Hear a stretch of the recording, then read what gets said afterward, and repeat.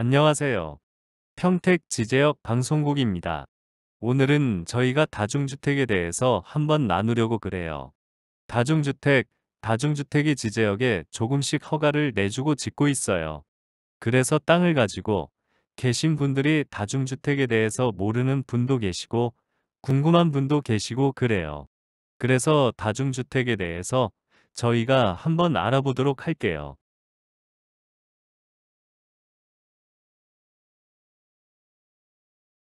목차는 1. 다중주택이란 2. 다중주택 좋은 디자인 사례 3. 지제 신도시의 다중주택이 가능한가? 지구 단위 계획 분석과 과연 수요는 있는가? 4. 다중주택의 장, 단점 5. 세무 검토 6. 결론으로 나눠보도록 할게요. 1번. 다중주택이 과연 무엇인가? 법에 나와 있어요. 법에 이게 건축법에 나와 있는데요. 건축법에 보면은 시행규칙의 별표에 나와 있어요. 그런데 맨 앞에 보면은 집이 보통 네 가지로 나눠져요. 그러니까 단독주택이 있고 그 다음에 공동주택이 있고 이렇게 보시면 돼요. 일단 크게 단독주택은 혼자 사는 집이고 공동주택은 많이 사는 집 이렇게 보시면 돼요. 단독주택은 뭐냐면은 집이 하나라는 얘기고 공동은 두 개 아파트를 공동주택으로 보면 돼요. 빌라, 다세대 주택도 공동주택으로 보급되고 단독주택에 다중주택이 들어가요. 일반적으로 다중주택 하면은 공동주택으로 생각하는데 그게 아니에요. 다중주택은 단독주택이다. 이런 거를 좀 여러분들이 아셨으면 좋겠고, 그러면 다중주택이 뭐냐? 그러니까는 고시텔로 생각하면 돼요. 그러니까 여기 보면 다중주택 해서 우측에 이렇게 나와 있는데 보면은 나에 있죠. 그러니까 학생 또는 직장인 등 여러 사람이 장기간 거주할 수 있는 구조로 되어 있는 거예요. 대신 욕실은 설치할 수 있으나 취사 시설은 설치할 수 없어요. 그러니까 밥을 못해 먹는다는 얘기죠. 왜냐하면 밥을 먹었다 불이 나면 안 되거든요. 요것이 핵심이에요. 그러니까는 집인데 주방이 없다. 요것이 다중주택이다. 이렇게 보시면 돼요. 그리고 면적은 660제곱미터 이하 3개층 이하 이렇게 나눠져 있는 거예요. 여기에서 핵심적인 거는 취사시설 주방을 설치하지 못한다. 왜 다중주택이 좋냐면은 주차 세대 수가 중요한 거예요. 그러니까 단독주택에 들어가기 때문에 주차 세대 수가 10세대든 20세대든 주차 한 대는 되는데 다세대나 오피스텔이랑 다가구나 이런 거는 한 집당 주차를 한 대를 해야 되는 거예요. 예를 들어 다중주택이 이번에 저희가 계획 잡는 게 29개예요. 집이 29개의 집을 계획 잡는데 주차가 29대가 있어야 되니까 땅이 커야 되잖아요. 근데 다중주택은 주차가 3대만 해도 되는 거예요. 그러니까 얼마나 좋아요. 이거 주차 때문에 그러는 거예요. 그러니까 여러분들은 주차가 뭐가 중요하냐 이런 생각을 갖지만은 이 법이라는 게 잘 오묘하게 우리가 잘 해석을 하고 현실에 적응하면은 이 재산을 엄청 벌 수가 있는 거예요. 그래서 코인도 하고 주식도 하지만 이 부동산에 대한 공부를 조금만 해 놓으면은 이제 돈을 많이 벌 수 있는 거예요. 그래서 제가 처음 부동산을 배울 때 무에서 유를 창조하는 게 부동산이다. 그러니까 없는 곳에서 새로운 걸 만들어내는 거예요. 근데 다중주택이 중요해요.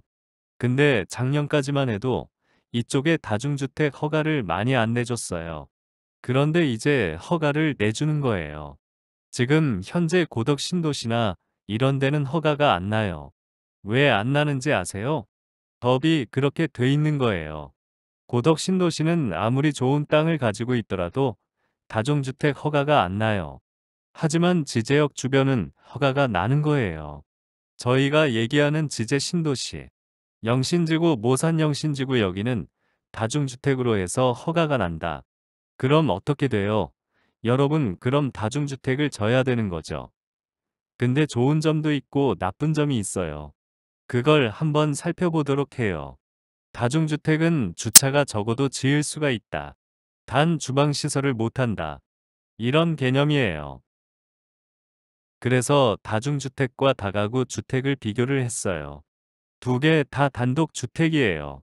단독주택 요건은 보면 다중주택은 3개층 이하 330제곱미터 이하다.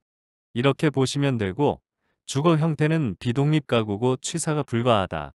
이런 차이예요. 그러니까 핵심적인 건 아까 얘기한 대로 그게 안 된다는 거죠. 이게 밥을 못 해 먹는다. 이렇게 보시면 되는 거예요. 다중주택 예시예요. 왼쪽 보면 집이 몇 개 있냐면은 총 9개가 있는 거예요. 집이 9개가 있는데 주차가 요거 한 대만 있어도 되는 거예요. 근데 이걸 다가구나 다세대로 했을 때 주차가 9대가 있어야 되는 거예요. 그러니까 주차가 없이도 되는데 왜 근데 다중주택을 해주냐면은 청년들이나 서민들이 살 수 있는 집을 많이 만들어서 특히 평택시 같은 경우는 삼성 관련된 근로자들이 1인 가구가 많기 때문에 차가 없는 사람도 집을 사는 경향이 있으니까 이렇게 설치를 하려는 거예요. 다중주택 외부 디자인은 이렇게 왼쪽으로 저희 디자인팀에서 좋은 거를 컨택을 해서 표시해 놓은 거예요. 딱 보면은 다가구 단독주택 같지만 이게 실제 다중주택이에요. 이것도 다중주택 외부 디자인을 올려놓은 건데 건물이 예쁘게 지어졌죠. 건물 안으로 들어가면 호실이 이렇게 배치가 되어 있어요. 호실 내부를 보면은 예쁘게 저희가 디자인한 것을 올려놓은 건데 가구도 어울리게 배치해서 디자인을 해놓은 거예요. 왼쪽 오른쪽 보면 오른쪽이 이쁘잖아요. 밑에는 생활할 수 있는 공간이고 위에서 잠을 자고 새로운 공간을 두었죠. 복층인데 가구를 이용한 복층이에요. 인허가에 상관이 없는 복층이죠. 여기도 마찬가지로 우리가 4층 계획을 잡고 있는데 복층 허가를 낸 복층에 대한 다중주택 개념이죠. 살기 편해요. 그런데 여기에서 밥을 해 먹을 수는 없죠. 계단을 이렇게 해놓고 여기가 공용시설이에요. 고시텔에서 생활해 보신 분이 계실지 모르겠지만 저는 생활을 해봤어요. 한 달 정도 고시텔에 생활하면서 장단점에 대한 생각을 많이 했는데 잠은 호실에서 자고 나와서 공용으로 밥을 같이 해 먹을 수 있는 공간을 두는 거예요. 이 부분이 공용 주방이 되는 거죠. 이 사진도 공용 공간 주방 사진이에요. 공용 공간 주방을 같이 해서 냉장고를 예를 들어 9대를 놓고 각자 호수별로 쓸 수 있도록 한다든지 이런 아이디어를 내면은 예쁜 공간이 되는 거예요. 모산영신 지구단 미계획이에요. 모산영신지구 아론이 다중주택이 허가가 된다고 나와 있는 거예요. 모산영신지구의 토지를 가지고 계신 분들은 수익률이 높죠. 여기는 다중주택을 20개만 짓더라도 세대당 월 80만 원에 들어오면 8이 16이면 1600이 들어오잖아요. 그런데 세는 잘 나가요. 방이 없어서 못 구하는 정도니까요. R1과 R2도 다중주택이 되고 R3도 다중주택이 되는 거예요. 그래서 다중주택이 잘 된다. 이걸 생각하시면서 하는 거죠. 그 다음에 영신지구도 마찬가지인데 영신지구의 토지 가지고 계신 분들은 저랑 상담을 하시면은 진짜 이쁜 다중주택을 저희가 만들어 드릴 수가 있어요. 그래서 참조를 하시면 되겠고. 그래서 왜 다중주택이 되냐? 원룸 수요가 너무 많은 거예요. 특히 삼성에 관련된 사람들 원룸을 어제도 저희가 원룸 하나를 계약을 해드렸는데 80에 해줬어요. 왜 이렇게 80에 하냐니까 삼성에서 60만 원을 지원을 해주는 거예요. 자기 돈이 20만 원만 들어가면 되니까 그래서 여기를 가는 거예요. 그런데 또 다중주택관리비가 좀 적게 나오거든요. 그래서 많이 선호한다 이렇게 얘기하고 또 브레인시티에 대한 토지 이용 계획 그래서 브레인시티는 카이스트 대학이 들어오지 않습니까? 아주대 병원이 들어와요. 그런데 이 브레인시티에 있는 단독주택은 다중주택 허가가 안 나요. 왜 안 나느냐? 법이 그렇게 돼 있고 땅을 팔 때 그렇게 파는 거예요.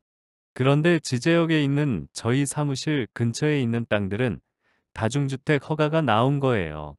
그래서 다중주택 이번에 저희가 PM을 맡아서 클라이언트한테 계획을 해주니까 깜짝 놀라는 거예요. 원룸이 29개가 나오니까 80만 원에 해주더라도 2,300~400만 원이니까 얼마나 좋아요. 그래서 저희한테 클라이언트가 할아버지 할머니신데 고마워하셨습니다.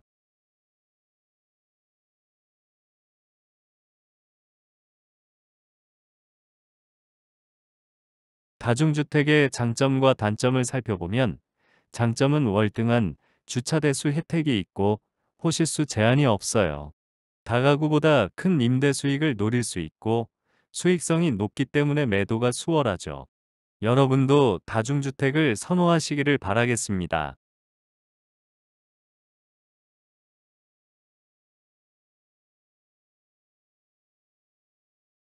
단점은 아까 얘기한 대로 주방 설치가 안 되는 거예요. 안 되는 것을 공용시설에 가서 하는 거죠. 단점은 호실수가 많으니까 화장실을 많이 해야 되잖아요. 그래서 공사비가 좀 높아요.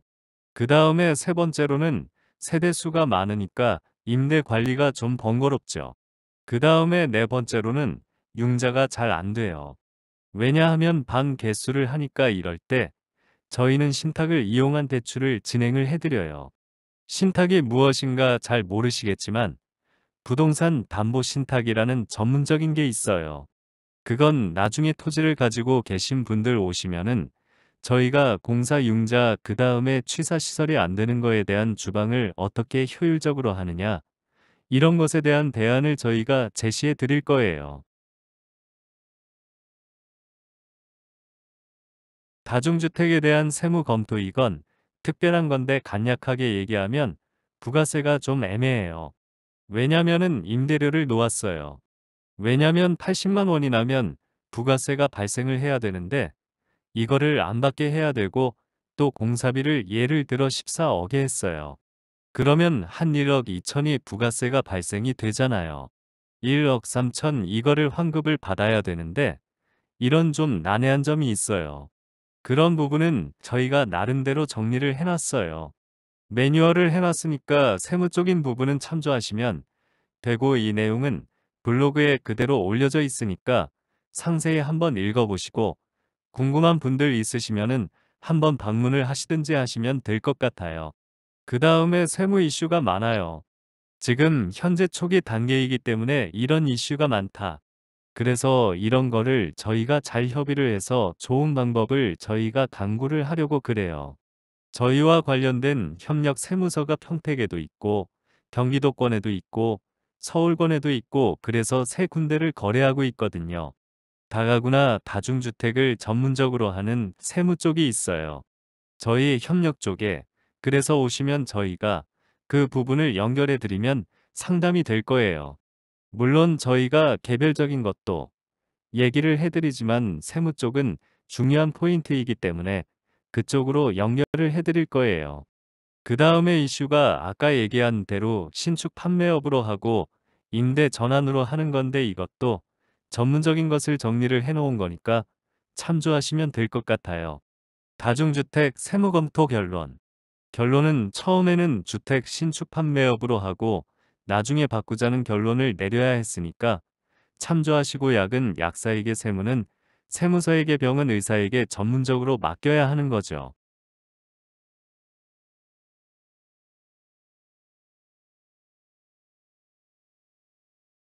결론. 결론 첫 번째.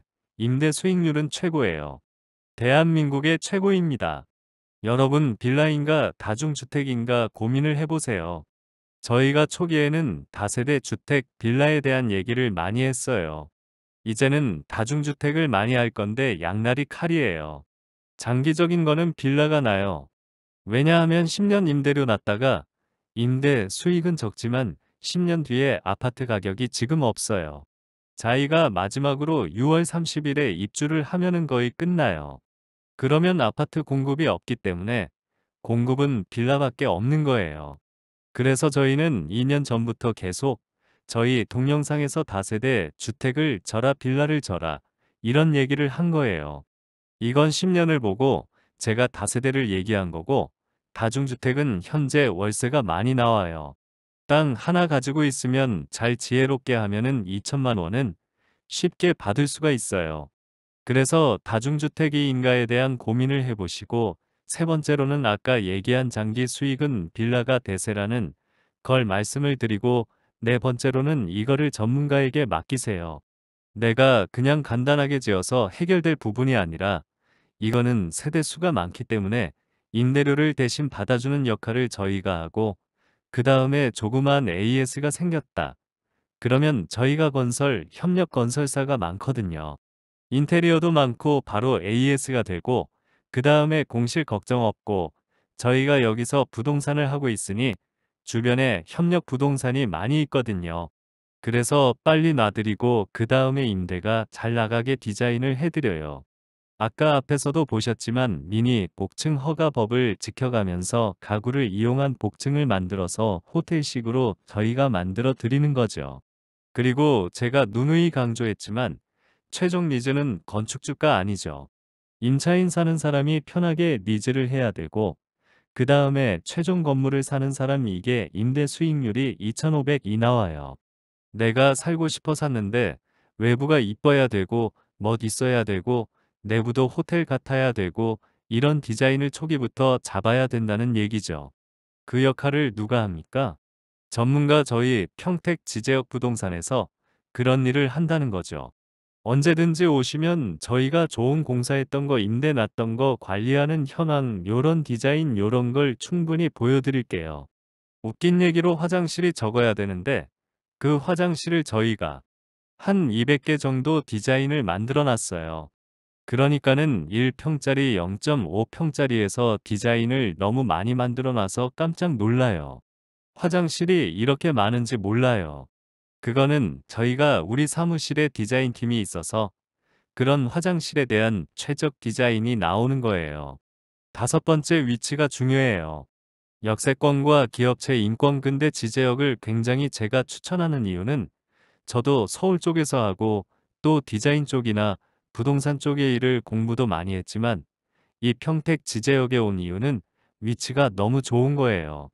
역세권이고 그 다음에 삼성 기업체가 가깝고 그리고 GTX A 노선 C 노선이 들어오고 GTX가 굉장히 중요한 거는 나중에 설명을 드리겠지만은 굉장히 위치가 중요한 거예요.